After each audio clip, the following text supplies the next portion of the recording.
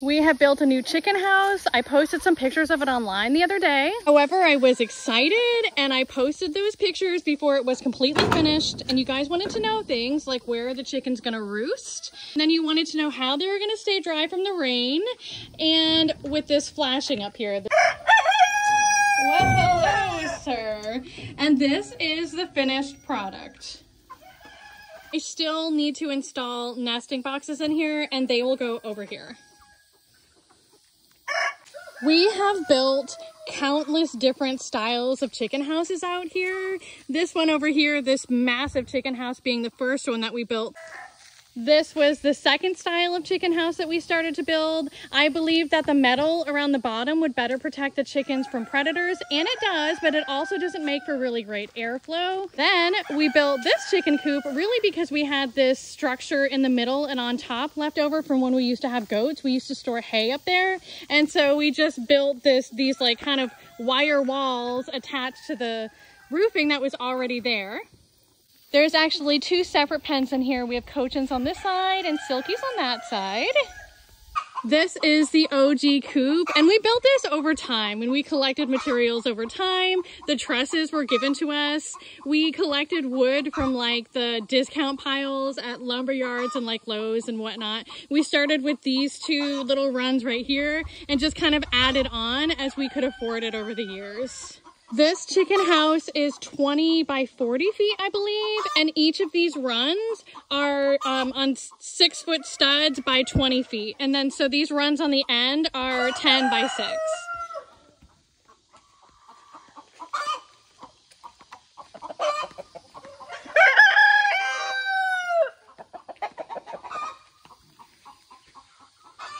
I'll tell you though, the thing that I don't love about this build is I feel like these pens that are in the middle, like these middle 2 or 3 pens, do not get as much sunlight as these outer pens. If I had to do it over again, I would probably do half of the roof and like some sort of clear roofing so that they get more sunlight in there, or I just wouldn't do so many pens along a row. I would have like two houses, and then like a break in between them so that they get more sunlight and they get better airflow. I don't like that the air flows through every single chicken pen and dander from every single chicken pen travels through there.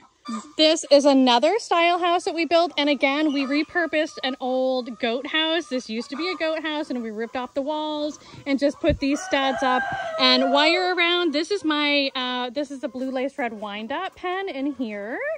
And then on the adjacent side, I had Cochins. I just moved them. I left some broody girls in here because you know what happens when you move broody girls? They often abandon the eggs.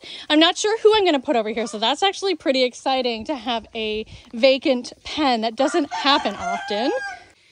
I really, really love this style of pen. And again, I'm in Florida, so my weather is very hot, mostly tropical. We have very mild winters, so this open pen really, really works for us. I don't even have coops inside of here. I have nesting boxes, and then I have roost bars underneath covered areas. In the wintertime, like for that like couple weeks where it's cold here, what I'll do is I will wrap all the wire in tarp just to block them from the elements and the wind. This was the first little A-frame that we built, and since we built this one, Hank started putting 3 rows of metal instead of just the 2.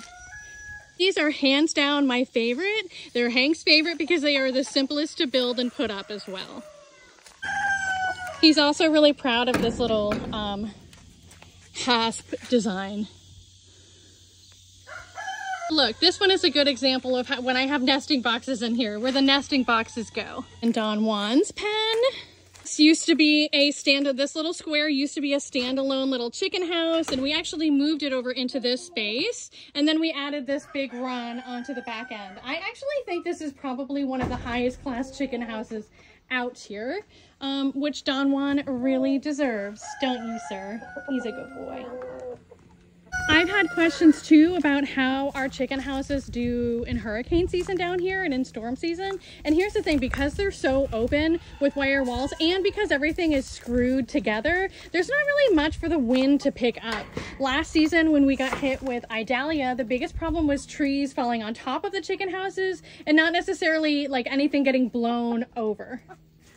for these A-frame, there's like never any prints. Hank never makes any prints for anything. He builds everything out of his head. So I don't have an exact price list because a lot of materials we collect or repurpose, and I don't have any blueprints, but what I do have is a materials list. So I will give you that here and you can do what you will with it.